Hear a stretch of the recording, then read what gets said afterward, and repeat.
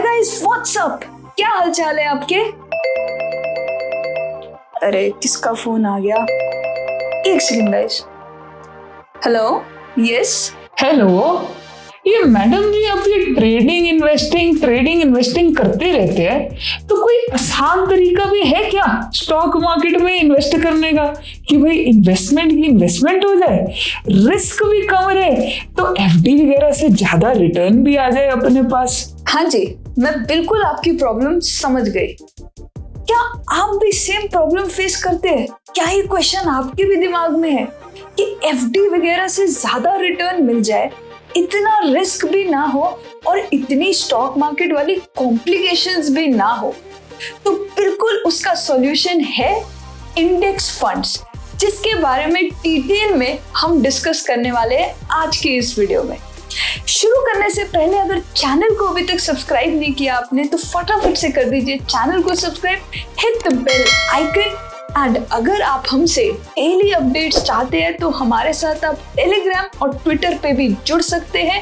And free of cost अगर आप Upstox के साथ डीमैट अकाउंट ओपन करना चाहते हैं तो सभी चीजों का लिंक नीचे डिस्क्रिप्शन में प्रोवाइडेड है। चलिए शुरू करते हैं। Hello and welcome to Knack packers.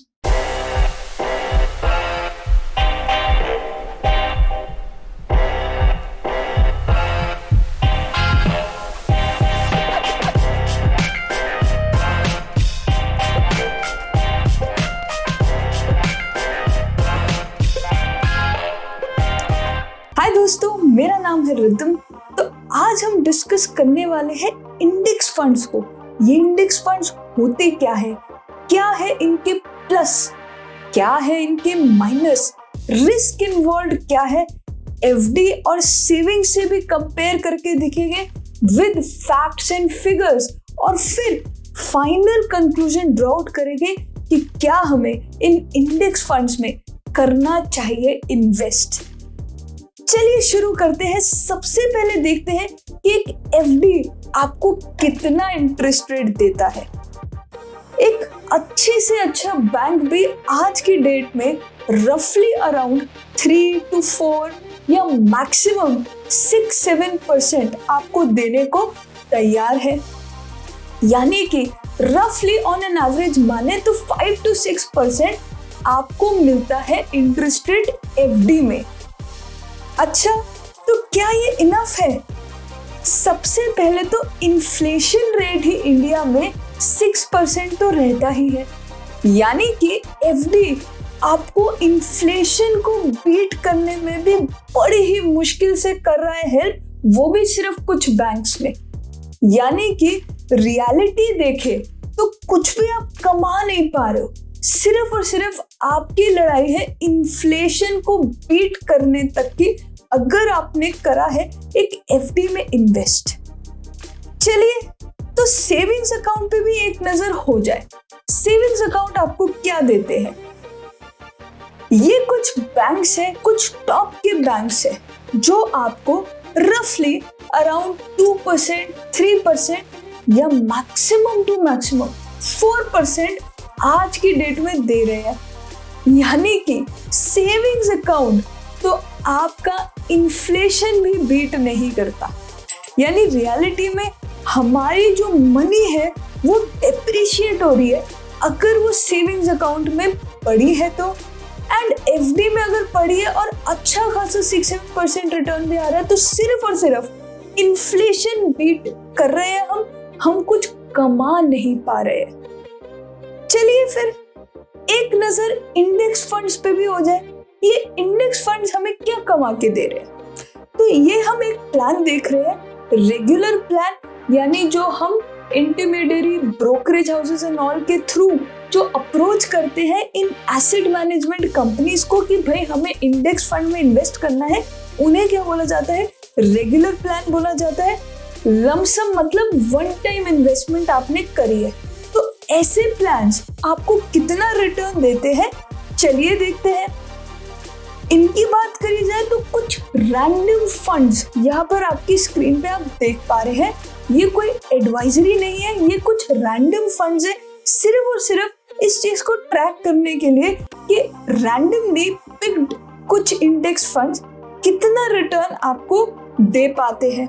तो 1 ईयर में रफली 3 to 5%, और अगर आप अपने नंबर ऑफ ईयर्स बढ़ाते चले जाते हैं तो आपको 8, 9, 10, 11, 12% तक का भी इंडेक्स फंड दे सकते हैं रिटर्न, जो कि एक स्पेसिफिक प्लान पर्सपेक्टिव से हमने अभी देखे हैं with proper facts and numbers. इसके बाद हम एक डायरेक्ट प्लान भी देख लेते हैं। डायरेक्ट प्लान मतलब आप इंटरमीडियरी के थ्रू नहीं, आप सीधा एसेट मैनेजमेंट कंपनी को अप्रोच करते हो कि भाई हमें आपके इंडेक्स फंड में करना है इन्वेस्ट, और वहां पर SIP रूट अगर आपने चूज किया है, मतलब कि पर मंथ बेसिस पे हम कुछ ना कुछ अमाउंट वहां पर इन्वेस्ट करने वाले हैं।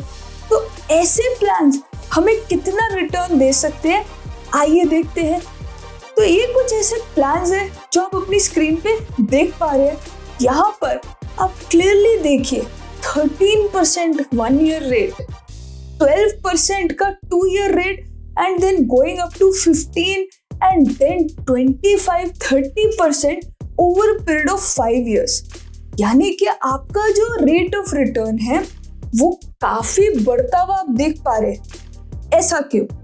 सबसे पहले तो डायरेक्ट प्लान है, यानी कि जिसके थ्रू आपने वो इंडेक्स फंड ओपन करवाया, वो बीच में से वो पार्टी हट गई, तो उसका जो कमीशन था वो भी हट गया। तो जो हमारे थोड़े चार्जेस है वो कम हो गए, उससे हमारा रिटर्न बेटर होता है। और दूसरा एडवांटेज हमें मिला SIP का। लमसम में क्या होता है ना कि हमारे को बड़ा सोचना पड़ता है कि ऐसे टाइम में पैसे लगाएं जब मार्केट जो है वो अंडर वैल्यूड की साइड पे हो, ना कि बहुत ज्यादा ओवर प्राइस हो रखी है।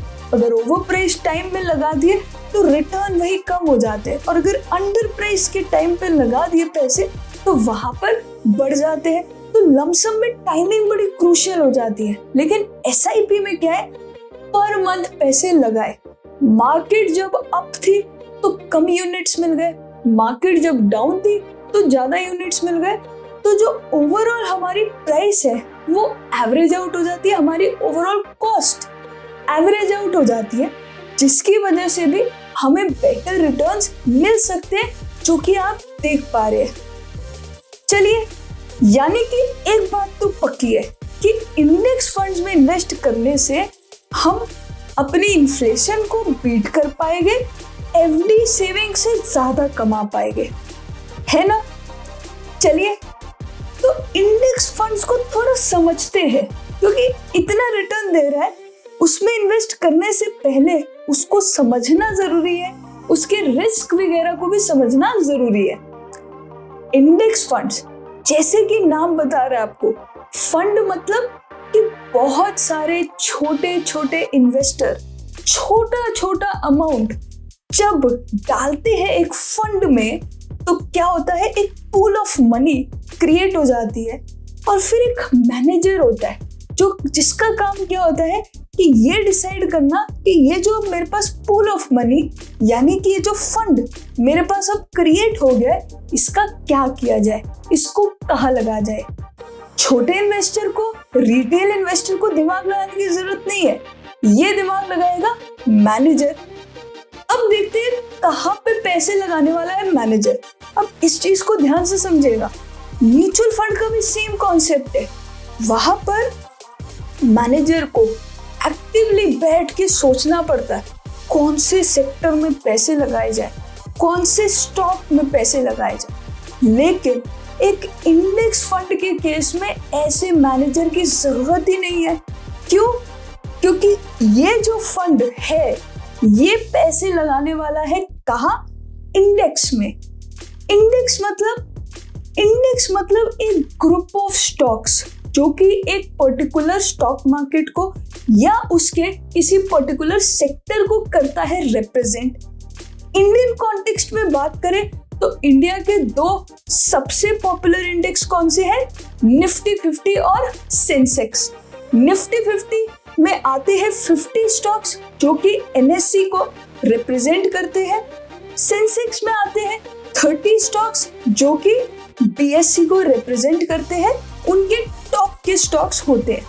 तो आप जैसे कि अपनी स्क्रीन पे देख पा रहे हैं, निफ्टी 50 का ग्राफ हमेशा लॉन्ग टर्म में ऊपर ही गया, शॉर्ट टर्म में वॉलेटिलिटी है, अप डाउन है, लेकिन लॉन्ग टर्म में आप उसको ऊपर जाता हुआ देख पा रहे हैं।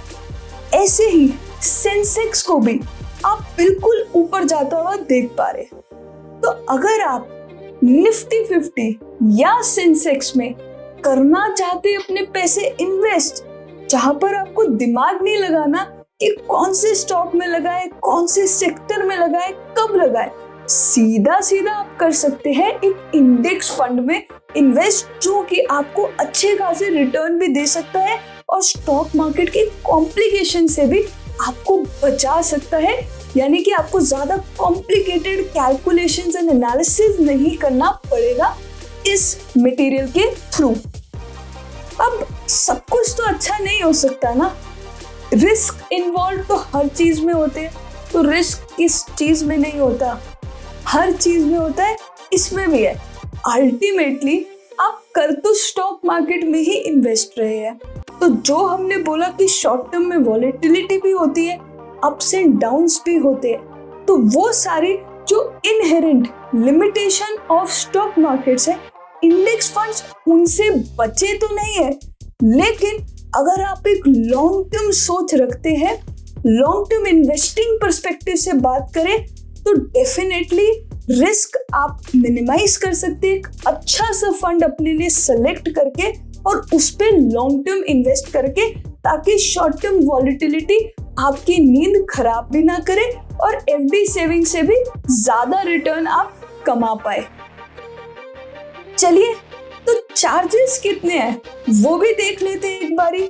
चार्जेस पे नजर डालें तो कुछ फंड्स आप अपनी स्क्रीन पे देख पा रहे हैं जिनके चार्जेस हम देख रहे हैं। HDFC की बात करें तो उनका जो इंडेक्स फंड है, वहां पर सिर्फ और सिर्फ 0.1% का आपको एक्सपेंस रेशियो यानी कि एक चार्ज देना पड़ता है डायरेक्ट प्लान में। वही 0.3% हो जाता है एक रेगुलर प्लान में, जैसे कि मैंने आपको पहले भी एक्सप्लेन करा है। ऐसे ही कुछ और फंड्स भी दिए हुए हैं एंड मैक्सिमम जो अभी हम अपनी स्क्रीन पे देख पा रहे हैं वो है 1% का एक्सपेंस रेशियो। तो यानी कि इन जो इंडेक्स फंड्स है, इन पे हमारा जो एक्सपेंस रेशियो है वो भी बहुत ज्यादा हेवी नहीं होता। ऐसा क्यों? क्योंकि यहाँ पर एक मैनेजर को इफेक्टिवली बैठ के एक्टिवली ये नहीं सोचना कि कौन से स्टॉक में लगाए, कौन से में ना लगाए। उन्होंने तो भाई सीधा सीधा इंडेक्स में लगा देना है, इसीलिए इसकी मैनेजमेंट कॉस्ट बहुत कम होती है। इसीलिए यहाँ पर आपको एक्सपेंस रेशियो लोअर मिलेगा, जिसका भी आपको बेनिफिट मिलेगा आपके रिटर्न्स में। अब सारी चीजें देखने के बाद फाइनल कंक्लूजन हम ड्रॉ आउट करते हैं कि क्या हमें इंडेक्स फंड में इन्वेस्ट करना चाहिए। देखिए, अगर आप अपनी इन्वेस्टिंग जर्नी को रखना चाहते हैं सिंपल और थोड़ा बहुत रिस्क लेने के लिए भी तैयार है, तो इंडेक्स फंड्स आपके लिए हो सकती है बहुत अच्छी चॉइस। एंड मोरओवर, अगर आप रिस्क टेकिंग इन्वेस्टर भी है, ट्रेडिंग करते हैं, इन्वेस्टिंग करते हैं स्टॉक मार्केट में, तब भी अगर आप अपने पोर्टफोलियो का थोड़ा बहुत एलोकेशन इंडेक्स फंड्स में रखते हैं, तो वहां पर आपको मिलेगा diversification benefit. So I hope guys कि आपने आज की इस वीडियो में कुछ सीखा एंड आपको मजा आया। अगर मजा आया तो जरूर इस वीडियो को लाइक कीजिएगा एंड सबके साथ शेयर कीजिएगा, ताकि हमें भी मोटिवेशन मिलता रहे आपके लिए बढ़िया बढ़िया यूजफुल कंटेंट बनाते रहने का। Thanks for investing your time in this video. Channel को अभी तक सब्सक्राइब नहीं किया तो फटाफट से कर दीजिए चैनल को subscribe, hit the bell icon. Thank you so much. Keep learning, keep growing and keep sharing.